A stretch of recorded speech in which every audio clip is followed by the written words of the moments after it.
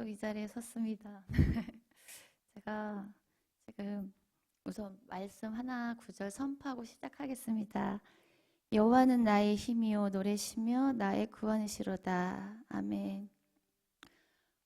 제가 지금 이틀 동안 지금 잠을 잘 못 자가지고 오늘은 조금 핑핑 도는 것 같아요. 그래서 제가 말이 원래 빠른데 지금 빨리 할 수가 없어요. 지금 몸이 제가 생각 의지대로 잘 안 따라주는 것 같아요. 그래서 제가 막 말을 좀 왔다 갔다 하더라도 잘 들어주시고 같이 이제 하나님의 마음을 또 전하면서 같이 나누는 시간 되었으면 좋겠습니다. 제가 마가복음 이거 10장 11절을 준비하면서 제가 많이 이제 듣고 알던 말씀이 많이 있더라고요.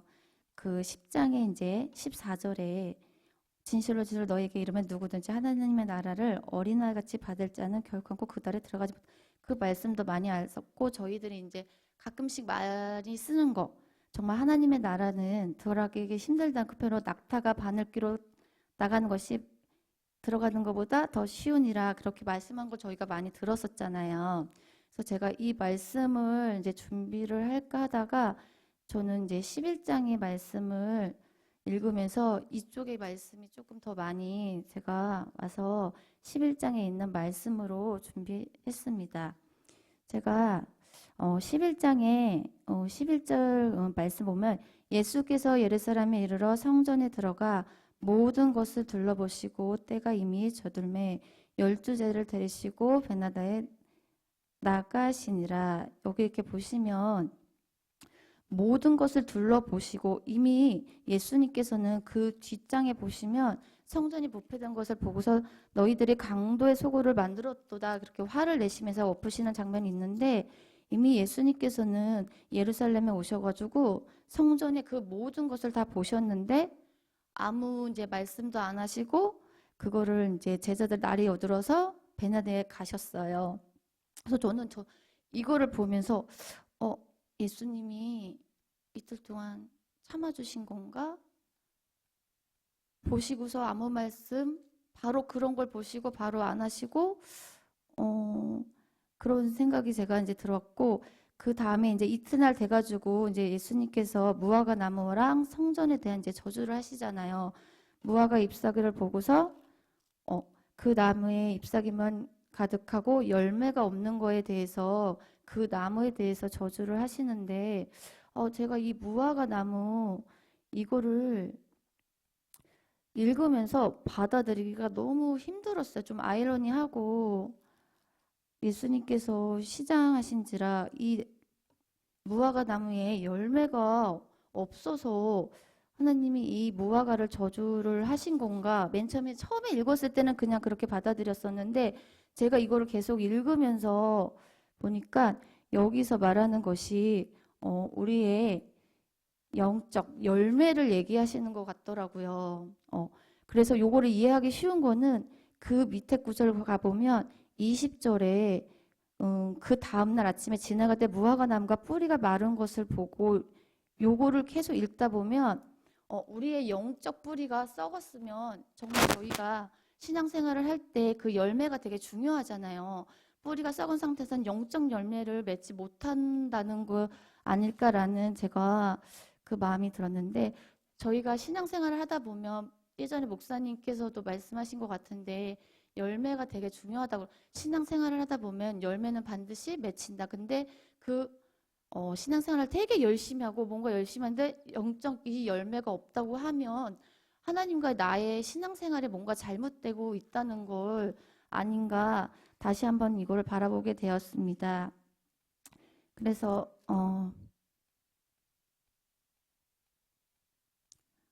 우리가 신앙생활을 하다 보면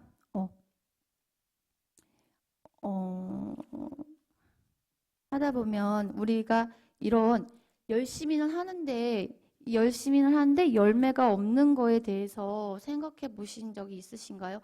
저는 신앙생활을 하면서 이 열매가 그렇게 중요하다고 생각해 본 적이 한 번도 없었거든요. 그냥 내가 열심히 하나님 안에서 그냥 생활하고 그러다 보면 이제 천국 소망만 생각하고 있었지 이 영적 열매가 되게 중요하다는 것을 제가 다시 한번 여기 말씀으로 보면서 알게 되었습니다. 요한복음 15장에 보면 나는 참 포도나무요 내 아버지는 농부라.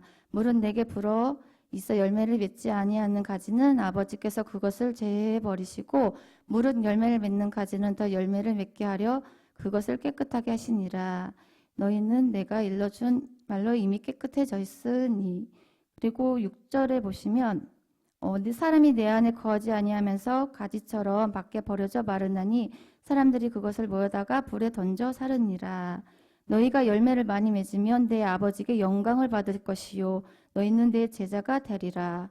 그래서 저는 이 말씀 보면서 영적 이 열매가 되게 중요하구나. 그거를 다시 한번 알게 되었습니다. 그리고 제가 이 말씀을 준비하면서 이 이제 믿음에 관한 걸로 주제로 제가 삼았는데 제가 이제 여기 23절에 보시면 내가 진실로 너에게 이르노니 누구든지 이 산더러 들나라 바다에 던지라고 하면 그 말하는 것이 이루어질 줄 믿고 마음에 의심하지 않으면 그대로 되니라.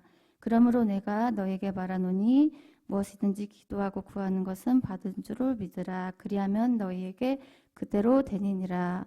이 말씀을 보면서 나에게는 이런 믿음이 있는지 다시 한번 제가 이 말씀을 묵상하면서 다시 하나님한테 좀 회개함으로 나아갔습니다. 저희가 이 말씀을 보면 베드로가 그 뿌리 마른 것을 보고 예수님께 이제 물어보면서 예수님께서 이제 믿음 없는 거에 대한 그 베드로에게 가르쳐 주시는 거잖아요. 말씀 기도는 이렇게 하는 거다 하면서 그래서 우리가 이게 계속 말씀을 이거를 같이 보고서 하려니까 잘 안 되네요. 성경책만 보고서 해야 되는 건지 죄송합니다. 제가 왔다 갔다 하면서 하려니까 그래서 저희가 이 믿음에 대해서 제가 이제 얘기를 해보고 싶은데 무화과나무로 저주한 게 그 당시 지도자의 부패랑 열매 없는 거에 대해서는 하나님이 책망을 하셨는데 열매가 있어야 된다고 하시고 열매가 있다는 것은 우리에게 무엇을 얘기하는 것인지 저희가 다시 한번 제가 이거를 묵상하게 되었습니다. 열매가 있다는 것은 하나님과 나의 관계가 깊어진다는 것을 얘기하는 것입니다. 한 열매가 있다는 것은 하나님 관계가 깊어지고 또 하나님 관계가 깊어지는 것은 하나님과의 나의 관계가 신뢰가 그만큼 쌓여간다는 것을 말하는 것입니다.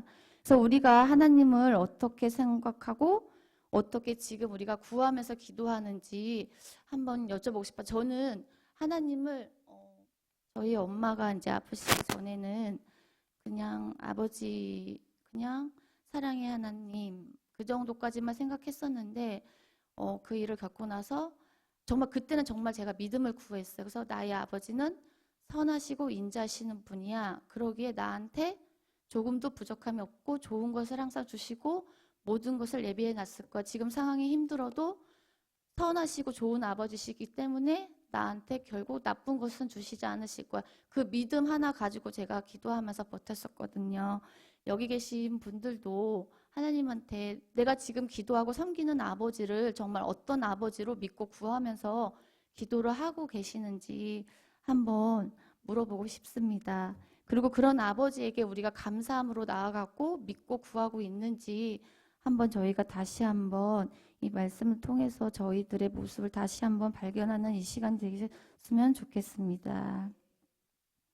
우리가 이렇게 하나님을 생각하고 이 관계가 있어서 믿음이 자라난다고 생각합니다. 그래서 저희가 하루하루 살아가면서 하나님을 신뢰하고 또 그런 하나님을 손에 꼭 붙잡고 오늘도 동행하면서 매일매일 하나님의 임재를 경험하면서 신뢰하면서 살아가는 것이라고 생각합니다. 이런 깊은 신뢰가 쌓이면서 기도도 저희가 하죠. 그래서 기도의 핵심은 저희가 믿음을 갖고 구하고 그 기도를 통해 또 저희도 하나님과 교제를 하면서 믿음이 쌓이죠. 그래서 하나님께서는 그러니까 무화과나무의 뿌리채 마른 것을 보시고 믿음에 대한 기도를 가르쳐 주시고 25절 말씀을 보시면 서서 기도할 때 아무에게나 혐의가 있는 사람을 용서하라고 이렇게 말씀하십니다. 그리하여 하늘에 계신 너희 아버지께서도 너희 허물을 사하여 주시라 하십니다. 우리가 하나님 앞에 섰을 때는 허물이 없는 사람은 없습니다. 그래서 하나님이 보실 때는 우리는 허물이 있을 수밖에 없습니다. 그래서 하나님의 관계가 깊어질수록 내가 그분 앞에 부족하다는 사람을 깨닫게 되는 것입니다. 우리가 주님 앞에 부족함에도 불구하고 설 수 있다는 이유는 바로 주님의 은혜로 서는 것입니다. 우리가 서는 것은 주님의 은혜로만 그분 앞에 섭니다. 그래서 우리도 그런 주님의 은혜로 다른 사람을 용서할 수 있어야 합니다. 제가 이 말씀을 이제 준비하면서 제가 그동안 이제 믿어왔던 하나님 말씀을 제가 되게 잘 지키고 그거를 되게 마음판에 새기고 살았다고 했던 그 말씀이 어떤 한 분의 이제 기도를 하면서 제가 되게 많이 무너졌어요. 내가 말로만 하나님을 사랑하고 그 말씀이 정말 내 현실로 다가왔을 때는 그 말씀이 안 되더라고요. 정말 저도 그 사람이 저한테 뭘 이렇게 한 건 아니지만 미워하는 마음이 생기고 원망하는 마음이 생기고 그 사람이 이해가 안 되더라고요. 왜 이렇게 그 사람은 그렇게 할까? 그렇게 했는데 제가 또 한 가지는 그 전에 저한테 이제 똑같은 일은 아니지만 상황이 비슷했어요. 한 분이 이제 생각이 나서 제가 성경책을 읽으면서 이제 눈물이 터졌어요. 이걸 읽으면서 그분이 생각나시더라고요. 그래서 그분도 그때 말씀을 모르시는 분이 아닌데 제가 오히려 그분한테 나는 하나님의 말씀을 알고 이렇게 살아가는 거야. 회개하셔야 되겠어요. 하나님 말씀에 그렇게 하지 말라고 하셨잖아요. 막 제가 너무 당당하게 그분 앞에서 그렇게 얘기한 적이 있었는데 제가 막상 그 문제 받았을 때 제가 그 사람을 미워하는 마음을 안 가질 수가 없더라고요. 원수를 사랑하고 쟤는 미워하되 그 사람은 미워하지 말라고 하는데 그 말씀을 살아낼 수가 없더라고요. 근데 한 가지 제가 이제 깨달은 것은 감사한 거는 사모님이세요. 그분이 사모님이 이제 제가 열심히 하는데도 매장에서 이제 부당한 대우를 받으시니까 그게 너무 마음이 아프셨나 봐요.